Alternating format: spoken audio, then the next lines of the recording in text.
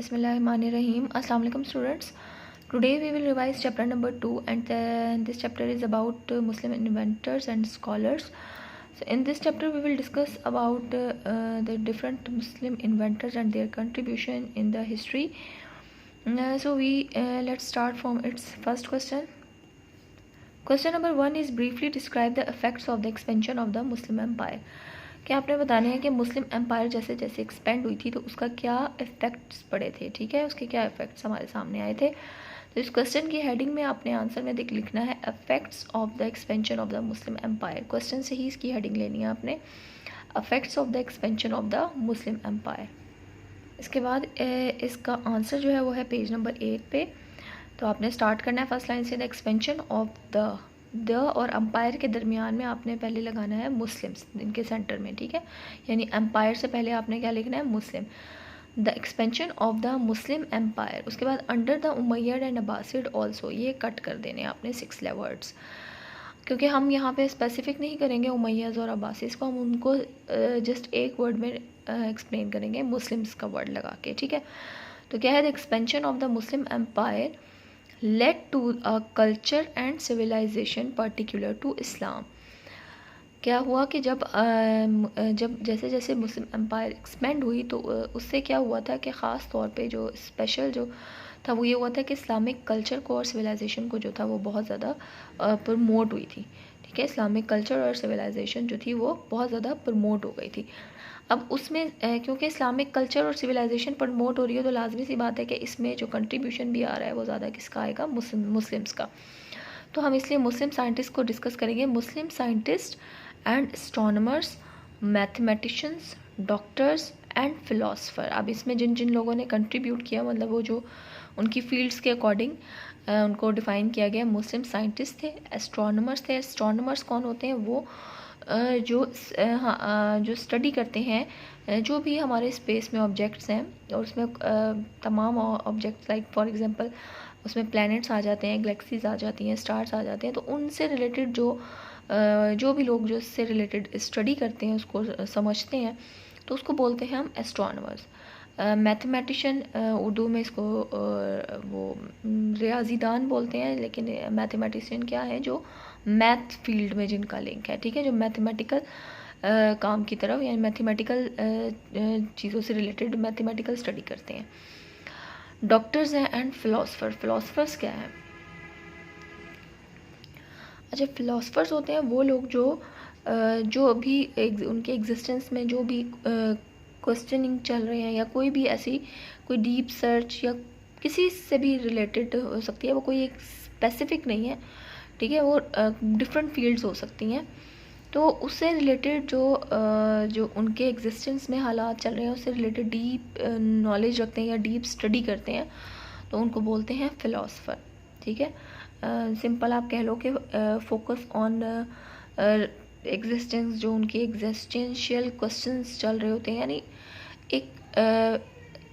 एक फ़िलासफ़र होता है जो उसमें हालात व वाक़यात को या जो भी गहरी जो ऑब्ज़र्वेशन है वो करते हैं, तो उसको बोलते हैं हम फ़िलासफ़र्स. अच्छा, कंट्रीब्यूट किया इन्होंने, क्या किया, इमेंसली कहते हैं, बहुत ज़्यादा जिनका कंट्रीब्यूशन था बहुत ज़्यादा. टू साइंस में था, लिटरेचर में था, नॉलेज एंड कल्चर. साइंस की फील्ड आपको पता है, और लिटरेचर होती है ये लैंग्वेज में आ जाती है. इसमें इंग्लिश से उर्दू जैसे एक लैंग्वेज है, पर्शियन है, अरेबिक है, तो उससे रिलेटेड आ जाती है. इसमें बहुत ज़्यादा रिटन वर्क आ जाएगा, और इसमें पोइट्री भी आ जाती है, कुछ स्टोरीज़ भी आ जाती हैं. तो ये सारा जो फील्ड हो जाती है ये होती है लिटरेचर की. नॉलेज एंड कल्चर, तो जिन्होंने इन सब लोगों ने क्या किया, कंट्रीब्यूशन की किस चीज़ में, साइंस में, लिटरेचर में, नॉलेज में एंड कल्चर में.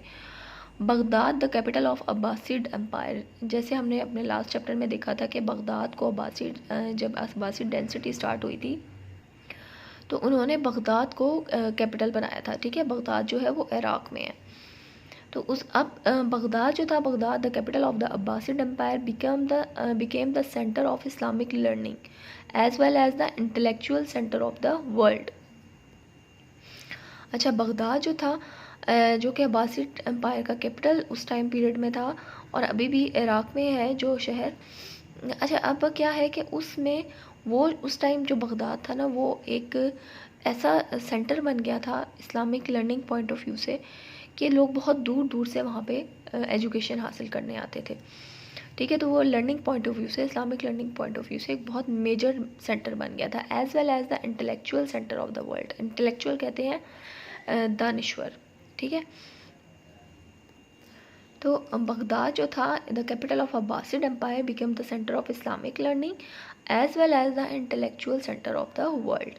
यानी पूरी दुनिया में जो लोग आते थे वो यहाँ पे तालीम हासिल करने, एजुकेशन हासिल करने दूर दूर से आने लगे थे।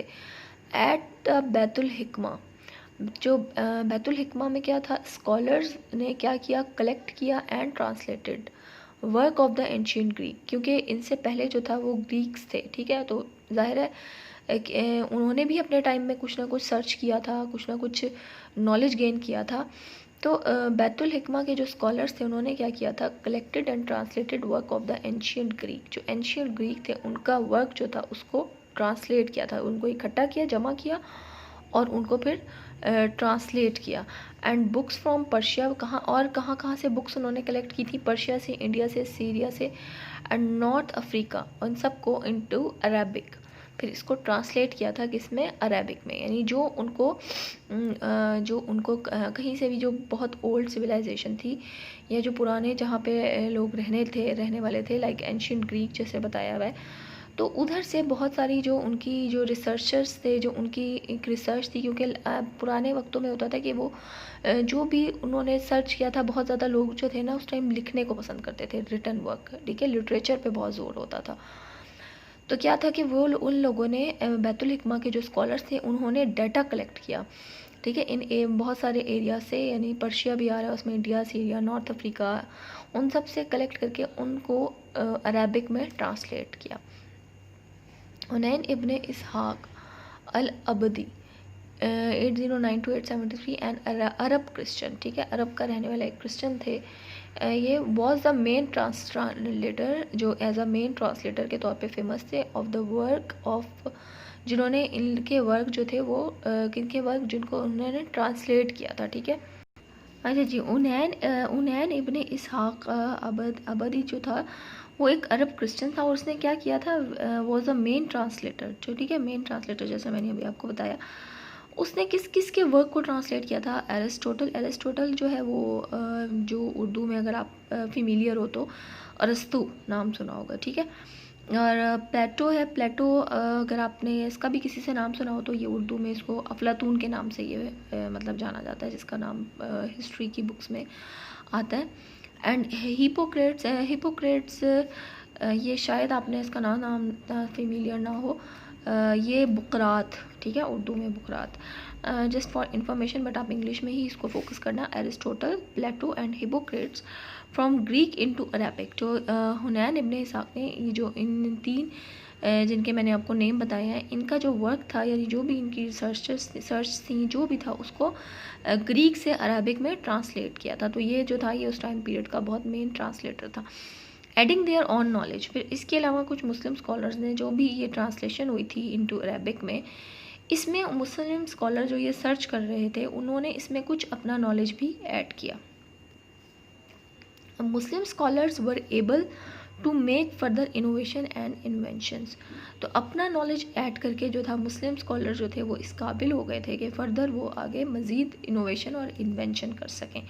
अच्छा, यहाँ पे इनोवेशन और इन्वेंशन का वर्ड आ रहा है, तो इसमें कई जगहों पे ना थोड़ी सी सिमिलैरिटी आ जाती है, लेकिन इसमें थोड़ा सा डिफरेंस है। वो ये है कि इन्वेंशन जो है ईजाद को कहते हैं, ठीक है, और इनोवेशन होती है जिद्दत। अगर आप इसके वैसे मीनिंग देखो तो ऑलमोस्ट तकरीबन सेम हो जाते हैं कि जिद्दत क्या है, इन्वेंशन क्या है। इन्वेंशन होती है किसी चीज़ को कोई नई चीज़ क्रिएट करना, ठीक है, कोई भी नई चीज़ क्रिएट करना। और इनोवेशन होती है कि किसी चीज़ में कुछ इम्प्रूवमेंट लाना, ठीक है, मज़ीद इम्प्रूव करना, तो इसको बोलते हैं इनोवेशन। और इन्वेंशन होता है कोई भी नई चीज़ को क्रिएट करना, और इनोवेशन होता है किसी चीज़ में कुछ इम्प्रूवमेंट लेकर आना और मज़ीद इसको इम्प्रूव करना, ठीक है। तो ये हमारा फर्स्ट क्वेश्चन का आंसर है जो है इन्वेंशन तक। और उसी तरह आपने इस क्वेश्चन में हेडिंग देनी है जो मैंने अभी आपको क्वेश्चन से देख के बताई थी, affects of the expansion of the Muslim empire. ठीक है, ये आपकी इसकी क्वेश्चन की मेन हेडिंग है। उसके बाद में आपने स्टार्ट करना है the expansion of the Muslim empire से लेकर ये आपने कट कर देना है, under the Umayyad and Abbasid also cut कर देना है, और led to a culture and civilisation particular to Islam, फिर मुस्लिम साइंटिस्ट और यहाँ से लेकर इन्वेंशंस तक। ठीक है, अब ऐसा है कि इस क्वेश्चन को आप अगर पॉइंट्स में भी कर लो तो वो भी बेटर है, और अगर आप पैराग्राफ में भी लिख लें तो वो भी ठीक है। ठीक है, ये आपने यहाँ तक इन्वेंशन तक इसका आंसर है। होपफुली आपको इस क्वेश्चन का आंसर समझ आया होगा। Take care student, have a great day. अल्लाह हाफिज़।